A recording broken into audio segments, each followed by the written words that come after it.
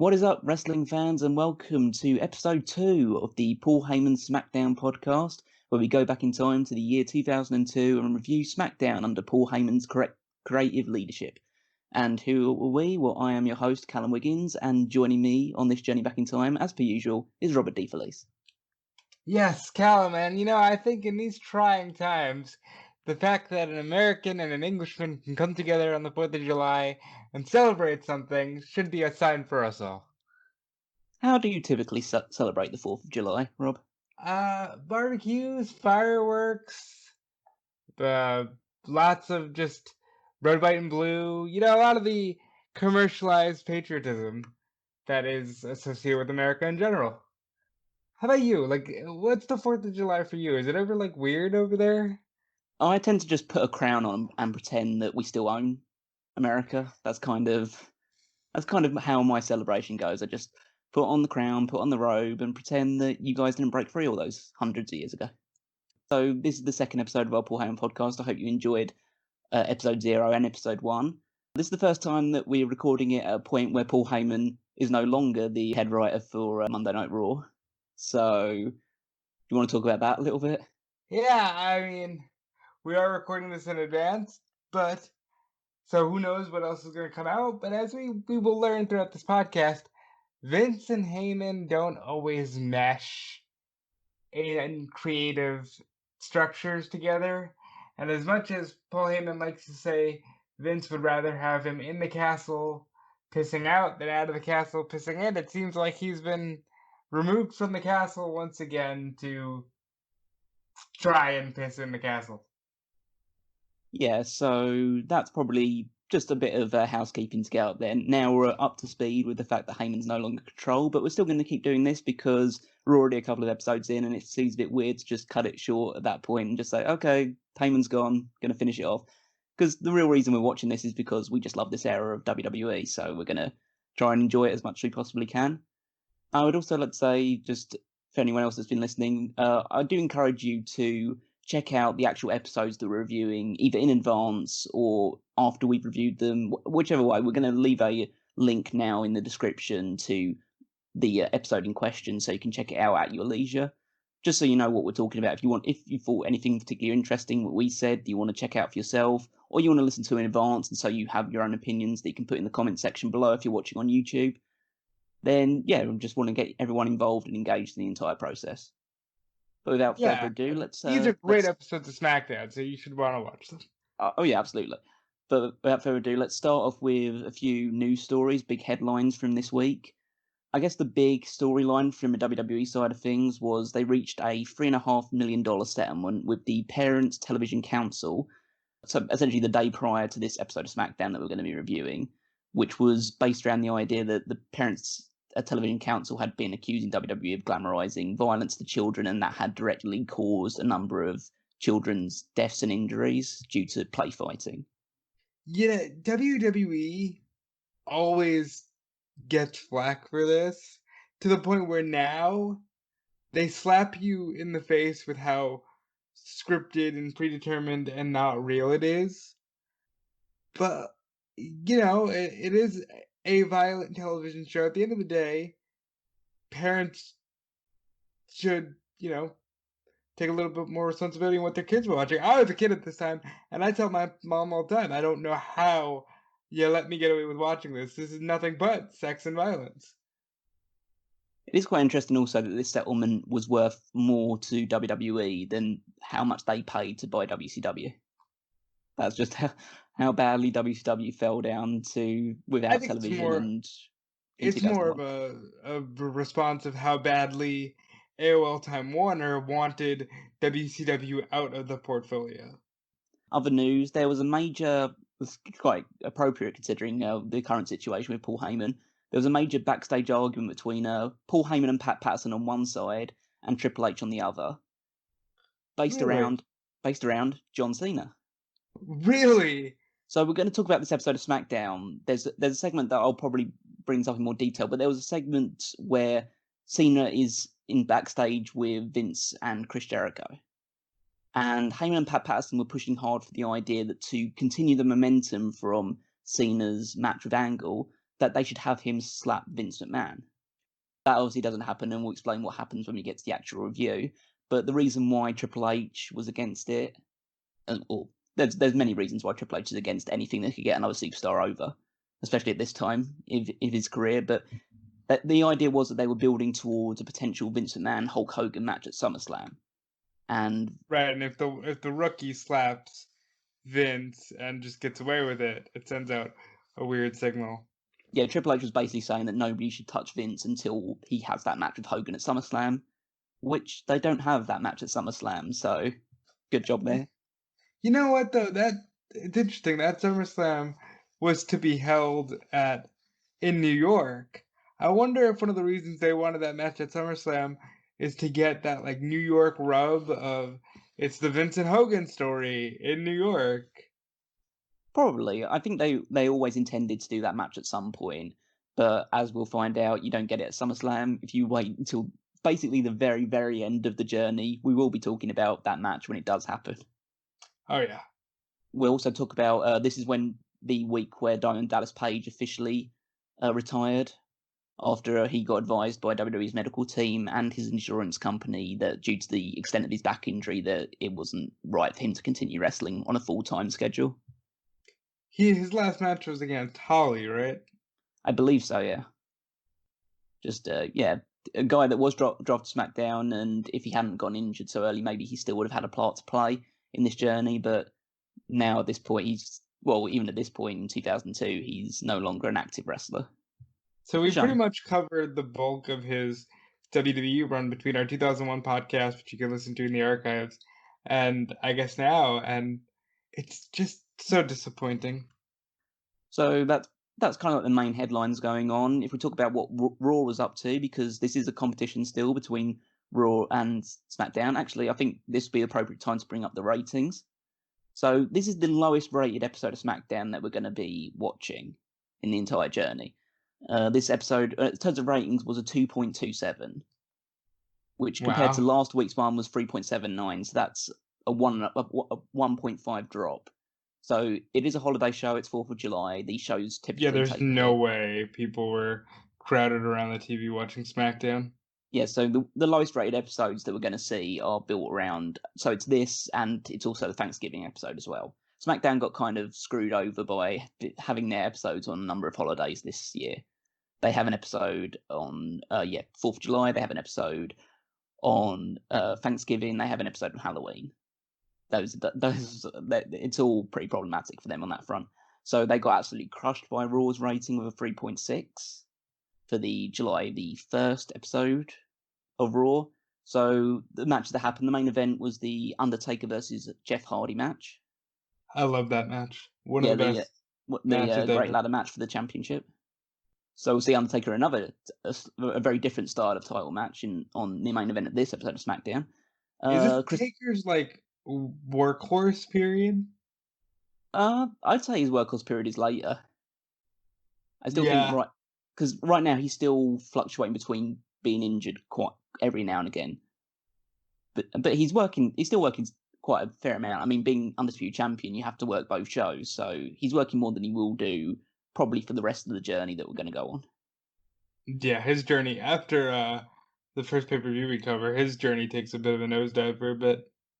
So this is when Chris Benoit becomes part of the Raw brand. He makes his return. He sides with Eddie Guerrero, and I think beats up the Dudley Boys was their first real official feud coming back.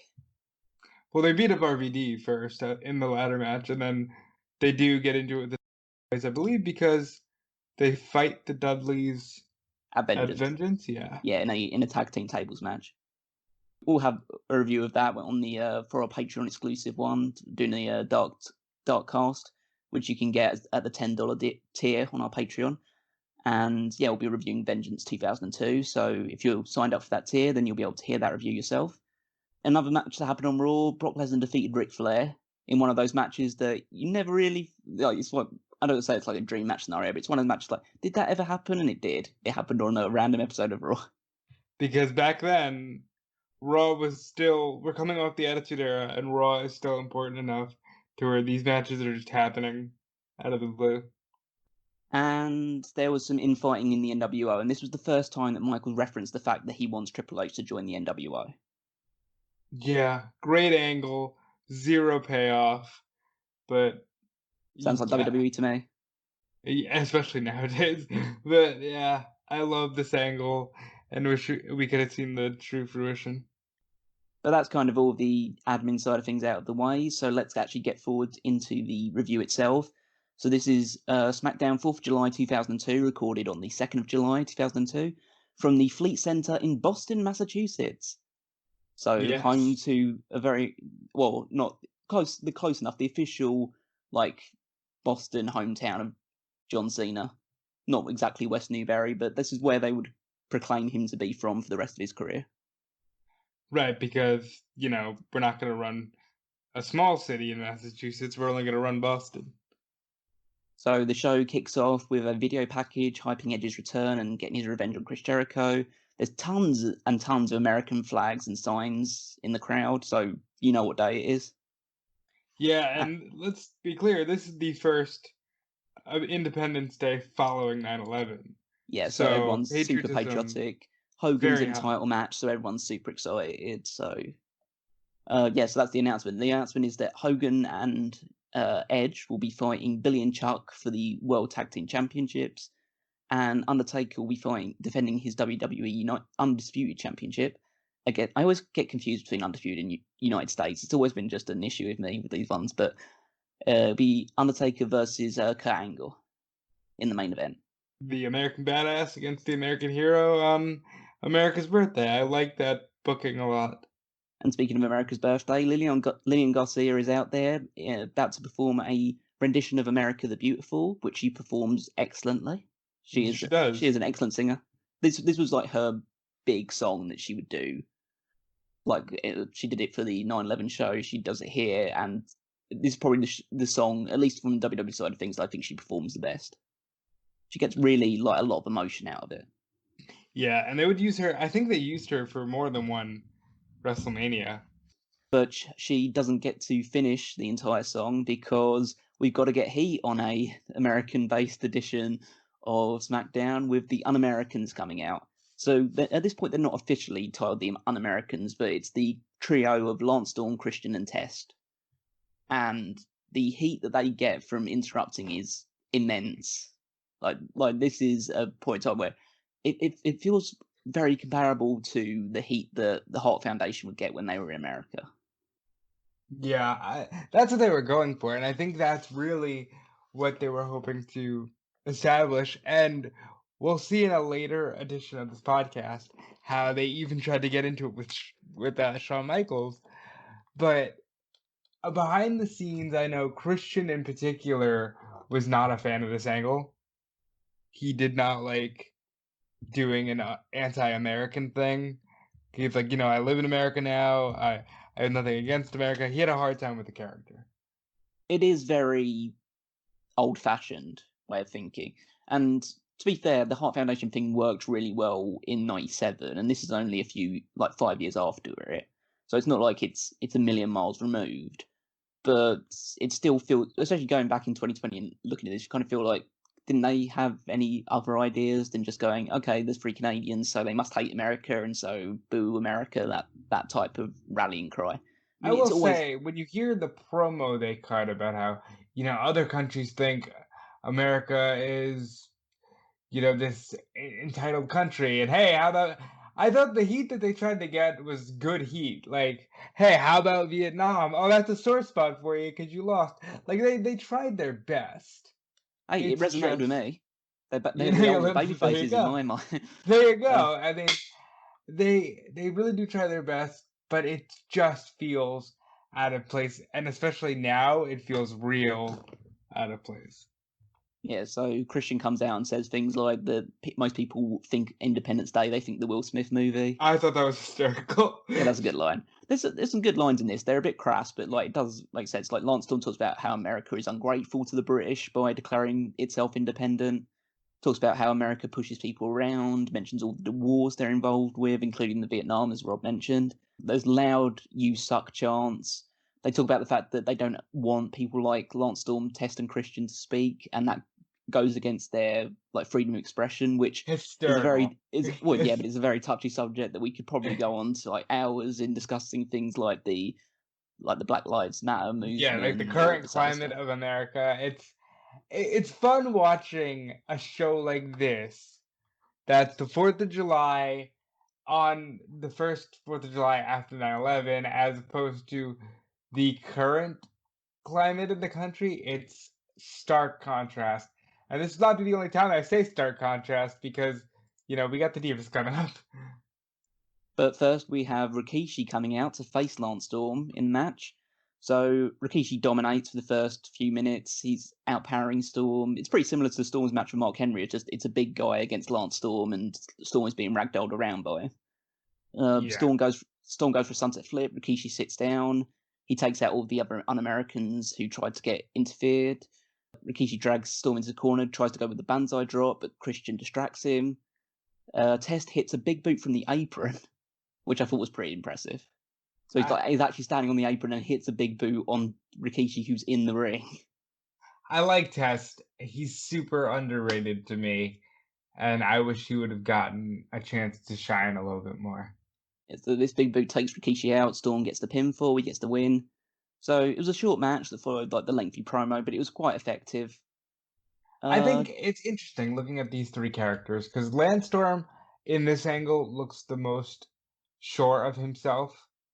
Christian looks the most lost. And I think this was the last really good angle that Test would be a part of. Yeah. I would look at those three and I'd think in the WWE scale of things in 2002, or even like just in a Vince McMahon uber controlled environment, that Test would be the one that you would position out of these three to go forward and be a main eventer. But looking at the three of them, I think, yeah, in this era, you could probably make Storm the main eventer out of these three. Yeah. So Undertaker arrives wearing head to toe black leather. I don't like this Undertaker character. Must have been a hot day for Taker because head to toe black leather in that heat. Ugh. It's not exactly great preparations to take on an Olympic gold medalist, really, is it? No, it's not, and I'm sure he must have been winded by the time that match was done. So we have a video recap of John Cena's match with Kurt Angle, and then we see Stacy Keibler's ass backstage. Well, we sure do. We slowly get the revelation that ass is attached to someone else's body, attaches to her body, because we can see her. So it pans up. She approaches the men's locker room. Mark Henry answers. Stacy asks if John Cena's there. So Mark Henry is now relegated from his match last week to just being like the doorman. Cena arrives. Stacy says Vince is looking for him, so he goes off, and Stacy just checks him out because that was Stacy's gimmick at the time, is that she was dating Vince McMahon, but she was obsessed with every other wrestler.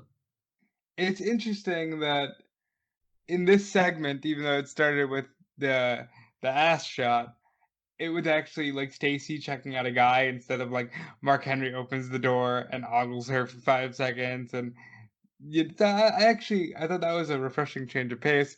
And the other thing I noted that was funny here was John Cena not knowing how to get in touch with Vince McMahon. Like, oh, where's Vince's office? That's just funny knowing what we know now. So we move on to a tag team match. We don't get enough of those on these episodes of SmackDown, already quite early on. But Randy Orton is going to be teaming with the Big Valbowski against Reverend, Devon, and Batista. So last week, Orton teamed with Farouk to take on the pair of Devon and Batista, and so he's traded in one veteran for another. I still hate the Big Valbowski name. Yeah, it shouldn't work like that. Batista wrestles with earrings at this point in his career. I don't know if he did that much going forward, but it doesn't seem like a smart idea to wrestle with jewelry that could get... Well, to be fair, we found out at his cost in his final ever match that he shouldn't be wrestling with jewelry because you can see guys they're going to rip it out of your nose. Yeah. So Batista actually starts this match because it was odd because essentially the entire last match was built around the fact that Devon wrestled 95% of it and Batista came in for a couple of moves and pinned the guy at the end of it. But he actually starts with Valbowski and hits a massive clothesline. Batista at this point is very limited in the ring. But he's doing the big spots that get people over when you're his size. And so Devon tags in, he does the actual body of the wrestling. Orton does a lot of stuff with him afterwards. it gets quite messy towards the end. This isn't as like well put together as some of the other tag team matches we've seen. Batista blind tags in, hits another steamroller of a clothesline, another clothesline to Valbowski, ducks Orton's crossbody, spinebusters Orton, gets the pin. So Batista is 2-0 over Orton right now. You think Triple H is just watching this like, yeah, I want them, and we need to switch them over to Raw because they don't end the year on SmackDown. I kind of feel like Triple H is actually watching this and thinking, yeah, these guys are pretty good. But maybe in the back of his mind is thinking, so how do I make sure don't get ahead of me in the pecking order? That type of Right. mindset. Oh yeah, I'll have them part of my faction, but it's my faction and they're like my lackeys. That's how I keep them for at least an arm's length away from the main event picture. Yeah, you set that pecking order. That's like, well, they're good and they might beat him once, but they'll never be better than him because they were his lackey. Yeah, they could be the main eventers once I'm done being the main eventer. So we have the backstage segment that we referenced earlier with Chris Jericho is complaining to Vince about Edge and Edge making the attack. So Vince says that he'll get Edge at Vengeance. That doesn't They come do to not do fruition. that match at all. We'll find out more about that in the coming weeks. John Cena enters. Vince shakes his hand, tells him he was impressed with his debut. But Jericho is so great. Have we ever mentioned that Jericho is like the greatest that's ever Jericho been? Really, is probably the most consistent performer of all time. he looks at John Cena in the same way that you would look at really creepy guy that's just come in and has done something like really awful, and you're just like looking at him with like just disgust and horror. And so Jericho gets in his face and says that because Cena's like the goody two shoes baby faces, so he extended his hand out to Chris Jericho to shake his hand. Jericho gets in his face and says that Cena's disrespectful, which again, it's just he's such a perfect heel because he's the one that's being disrespectful to this guy who's done absolutely nothing to him. Just like, oh, you're disrespectful. You want to shake my hand? Well, that doesn't show me any real respect, does it? And so Cena sends him flying with a massive slap. Yep. And Jericho goes absolutely flying over the furniture. And Ruthless aggression, man. He had that shit on lock. I kind of wonder like how physical that slap actually was. He probably laid it in. Yeah.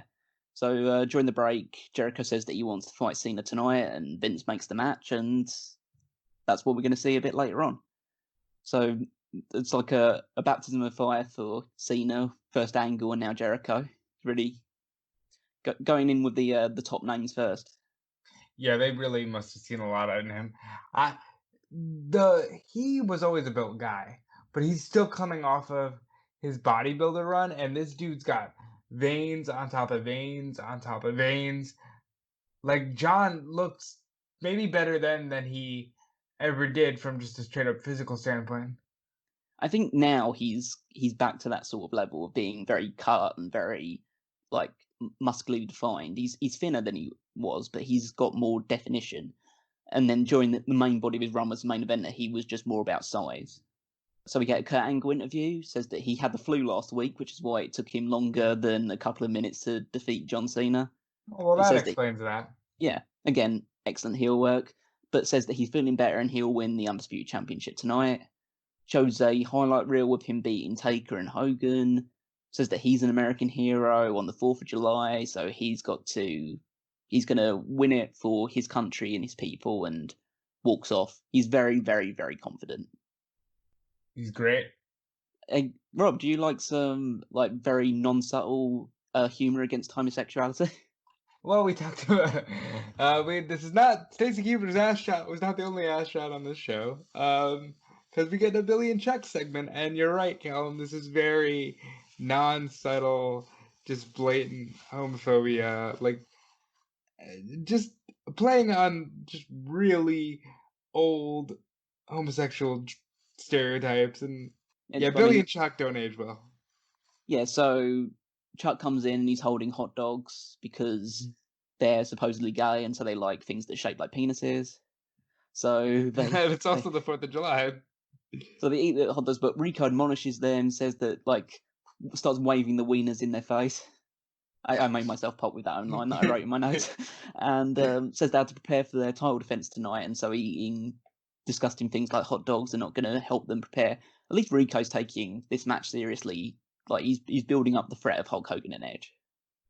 Well, I think you don't have to build up the threat of Hulk Hogan because this is probably the biggest thing Chuck ever did in his career. And speaking of which, it's the World Tag Team Championship match is up next. So Billy and Chuck are defending against Hulk Hogan and Edge. Hogan actually comes out to Real American at this one, so we get to hear the Real American coming out And it waving the actually American. stinks out.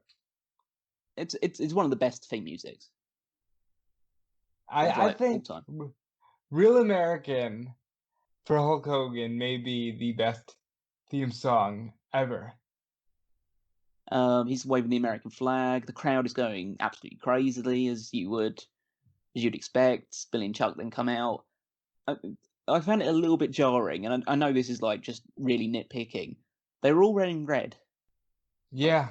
Yeah, just like I kind of like a bit of disparity between two teams that are fighting. It's like you would never seen like a football match or a soccer match or anything like that. You wouldn't see the two teams wearing the exact same strip as the other one. Well, I think that's one of those things that wrestlers should genuinely talk about. Like, as much as they talk about, hey, don't steal my finish, hey, maybe don't wear the same color gear as me. I think this is the first match of the journey. I could put this note in. I think this is the first match of our entire time watching the SmackDown, the first 2 episodes, that there was a lock-up to start a match. It's odd, like, how many matches started in this era just with punching, or even with just a throw or a suplex or anything like that, not actually locking up, which is basically the formula that you see in pretty much every match nowadays. Right. It's one of those things where now we've just completely moved away from a certain style, and instead of having a good mix of styles, it's just all the same thing, just in the opposite direction. So I won't break this match down in like total detail, but I really, really enjoyed this tag team match. Yeah. This is probably up to this point, this was my favourite match in the entire 2 episodes that we've seen so far. It's Hogan. Hogan's limited, but what Hogan does, it doesn't matter how limited it is because the crowd is so unbelievably insane for him that everything he does just gets amplified 10 times. You know, I wonder how Heyman, because we don't hear a lot about Heyman working with Hogan. I wonder how that pairing was, you know?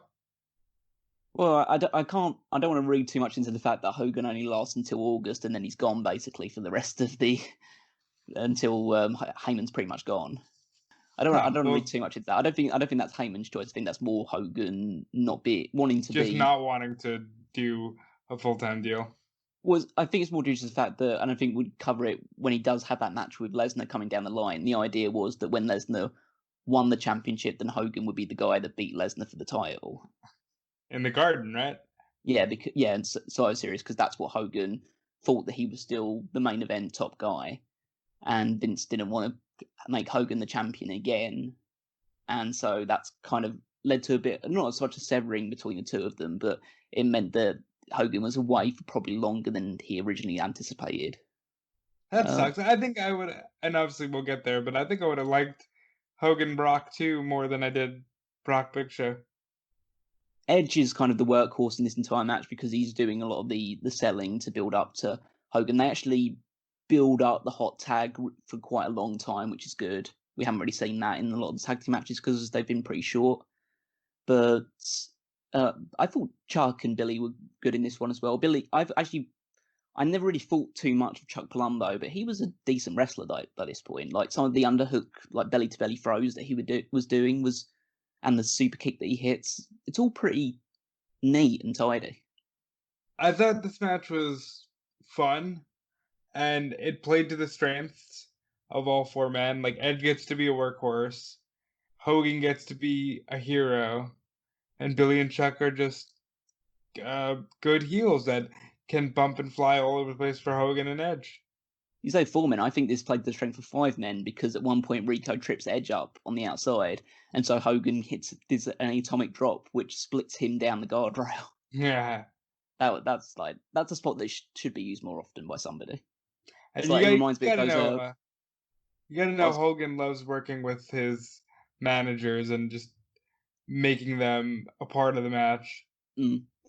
It kind of reminded me of this the trend that's going around with the Rick Rude selling atomic drops meme.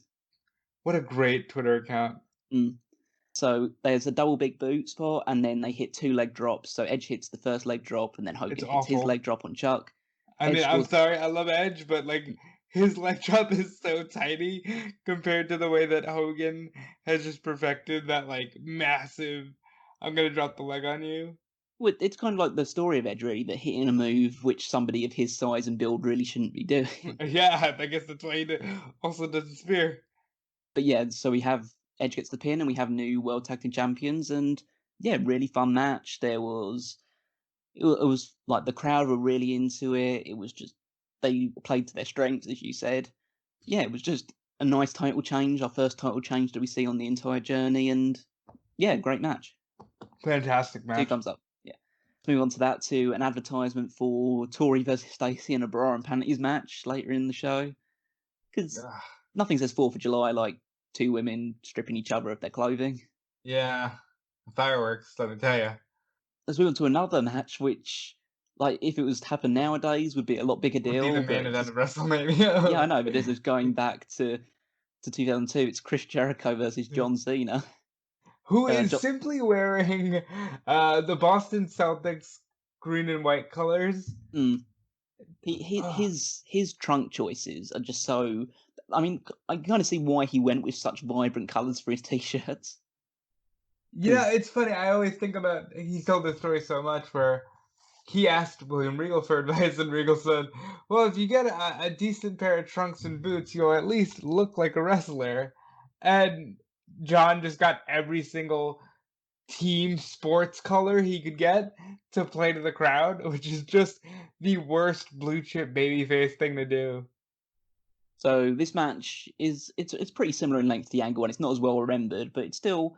I don't think this is as good a match because I think Cena looked a little bit less impressive. Maybe he was less adrenaline because he does this awful power slam again, which I absolutely hate because it's not even really a power slam because like it's not like I see like perfect power slams are like Orton's power slam, Samoa Joe's power slam. That sort of you get that snap, you get that rotation. He just essentially lifts the guy up and then just plants him down like a world's strongest slam almost. Yeah. We basically see every single pinning combination you can do from Cena, small packages, roll ups, everything that you could possibly do because that's what fresh face That's what baby faces Ricky's do. do. Yeah, that's Yeah. It's a very young lion style of way to approach it. You just didn't actually do a Boston Crab because that is Jericho's move.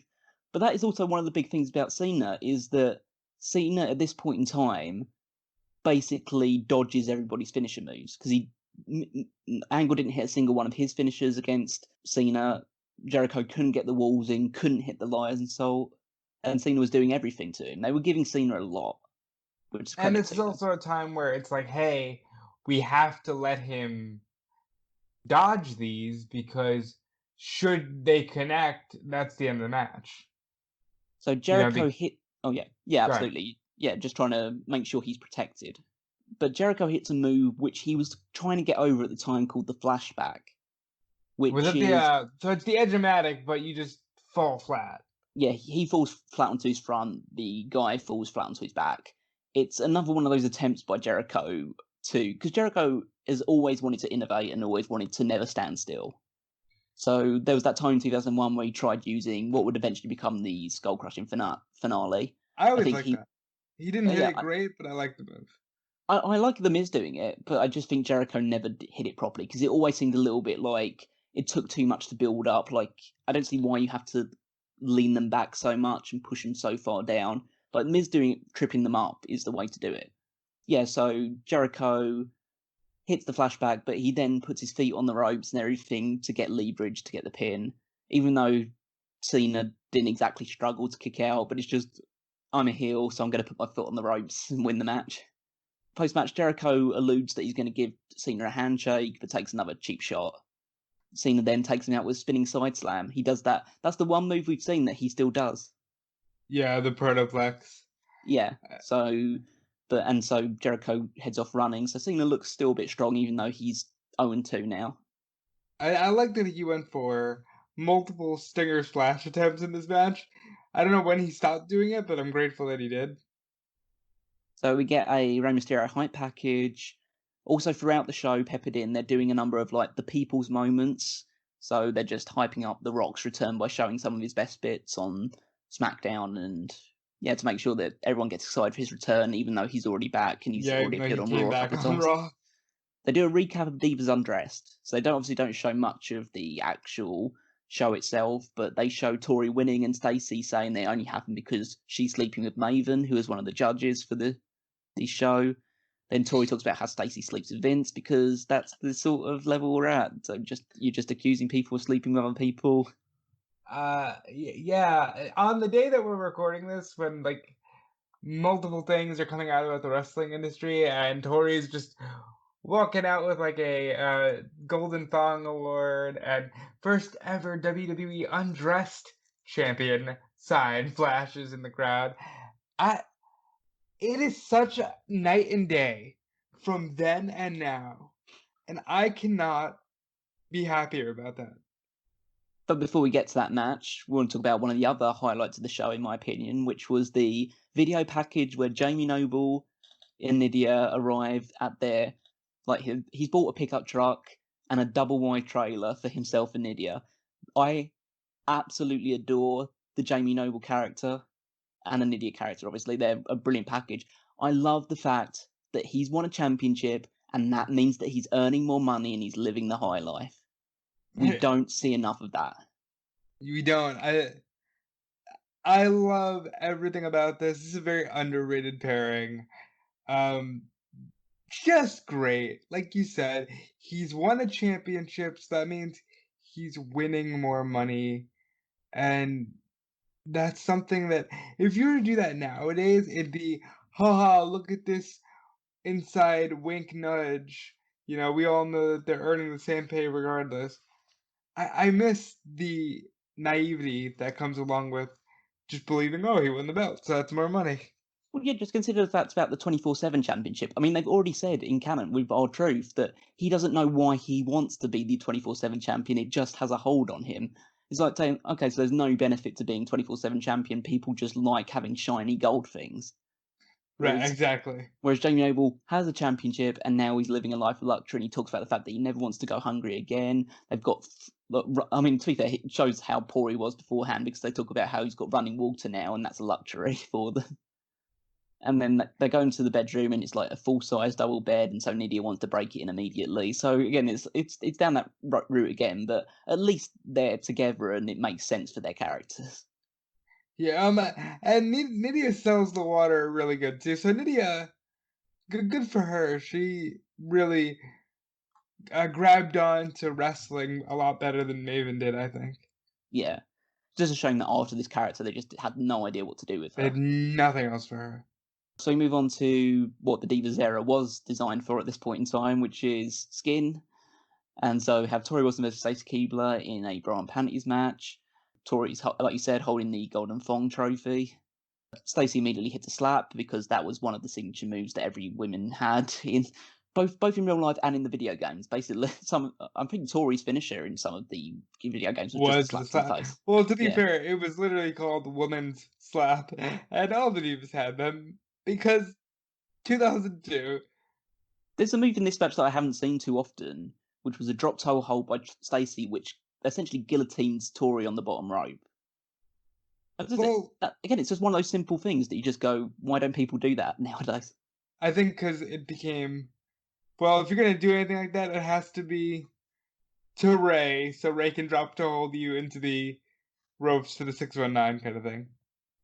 So Torrie catapults Stacy into the corner, and then she uses that to take Stacy's top off eventually. They do a roll over the referee catfight spot that you saw in every single one of these matches in this era.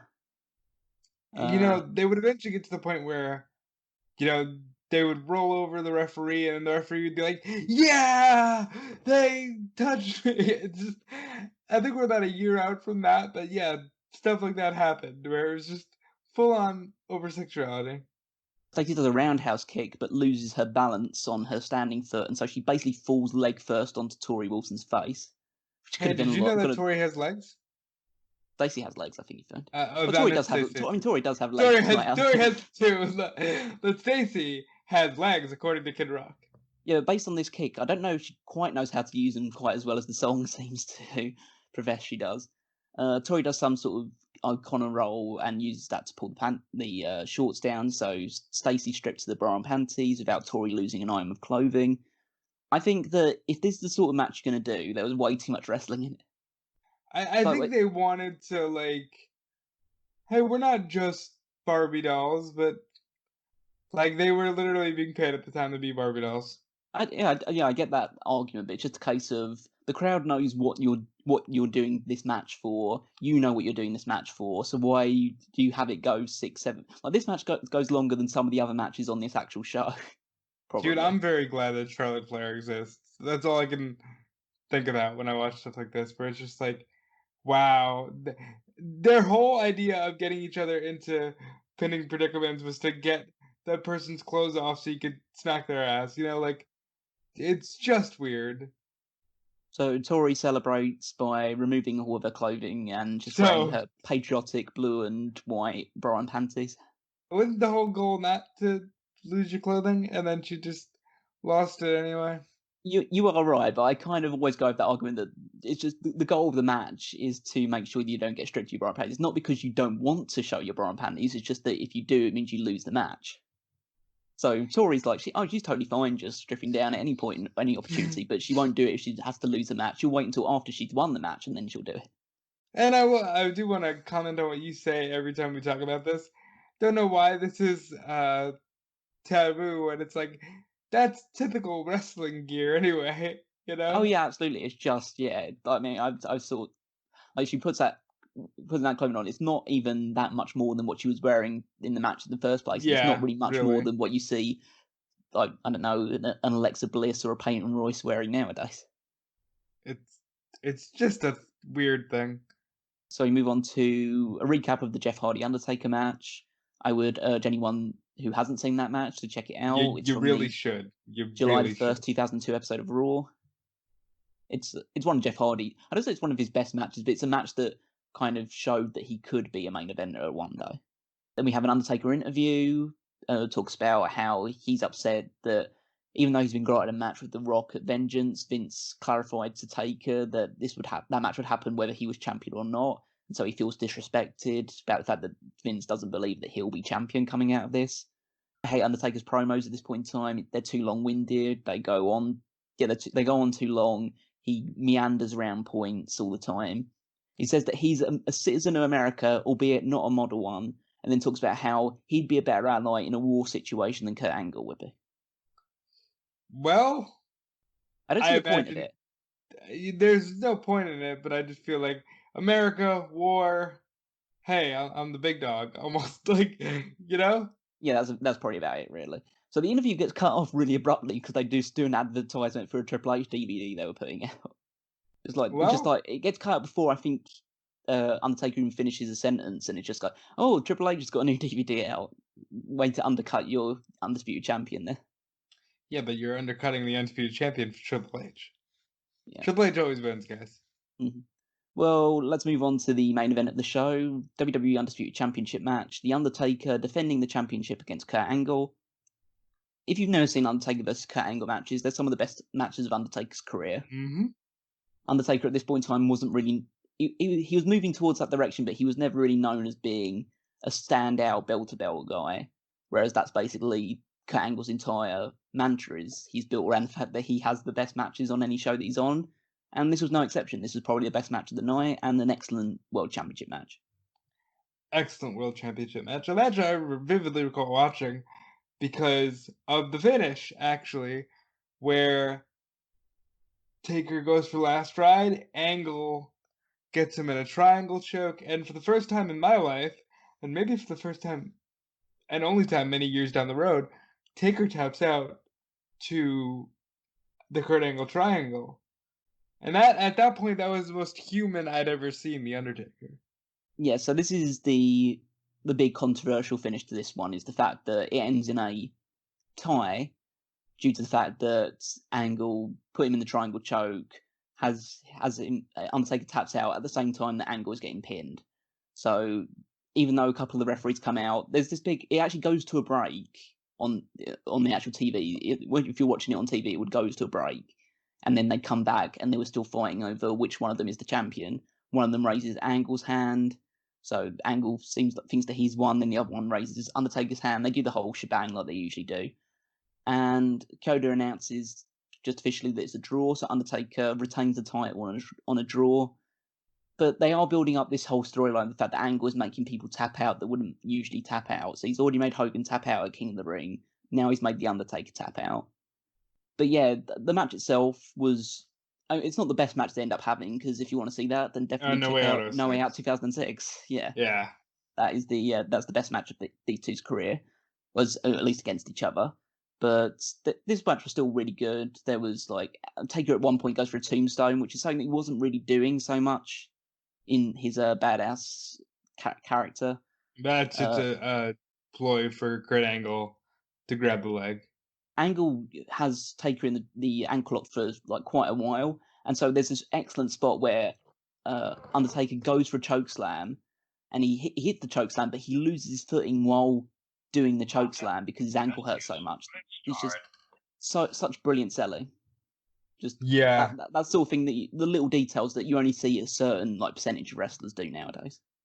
I agree with that 100%, and I really do miss this style of wrestling. And it's funny, as much as we want to like laugh at Edge and Randy Orton, they recently had a match, and Undertaker actually did a podcast interview where he said that match restored his faith in wrestling because that match is more akin to what he feels wrestling should be.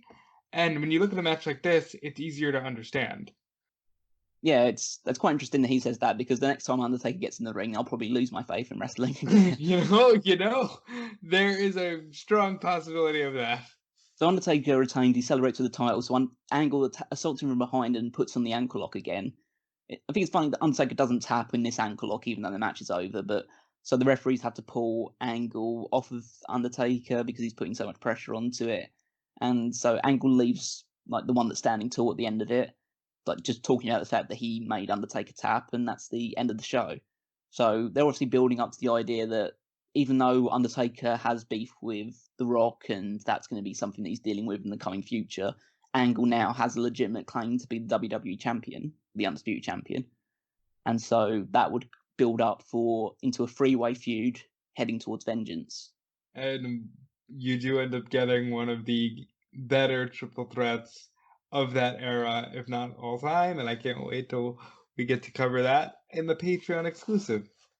Absolutely. So overall, this is a big thumbs up show for me. Yeah.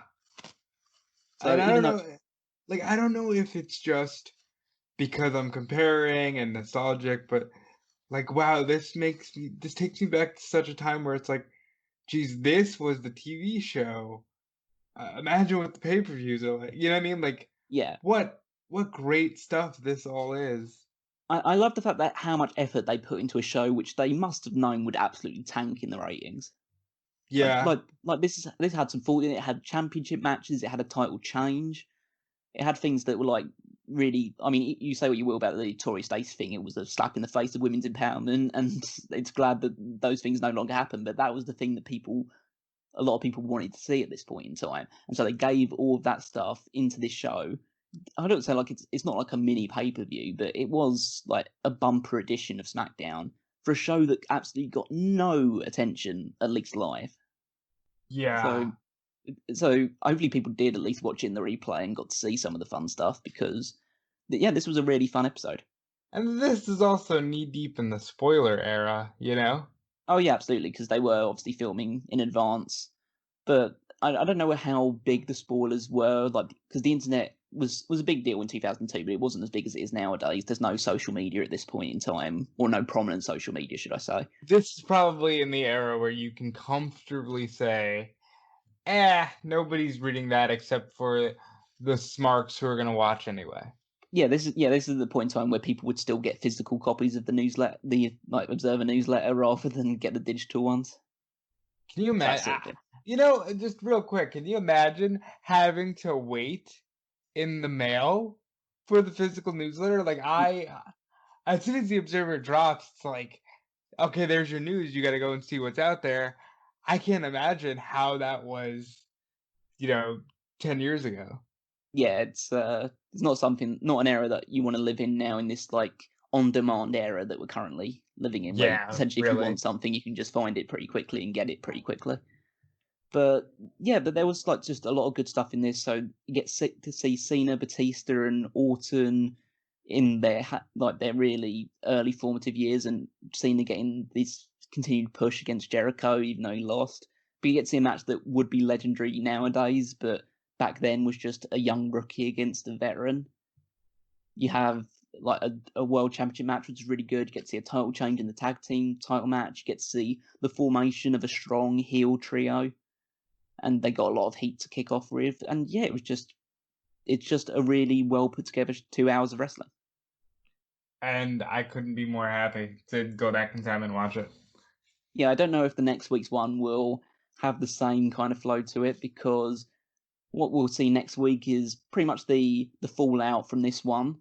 I believe the main event of next week's one, if I just check my notes, is we get to see the continuation of John Cena's build as he is in the main event, teaming with The Undertaker to take on Kurt Angle and Chris Jericho. Let's say that. Say that one again through 2020 eyes. Undertaker tags with John Cena to take on Kurt Angle and Chris Jericho. That is a full-blown sellout, a full-blown, buy rate increase, network subscription increase any day of the week right now.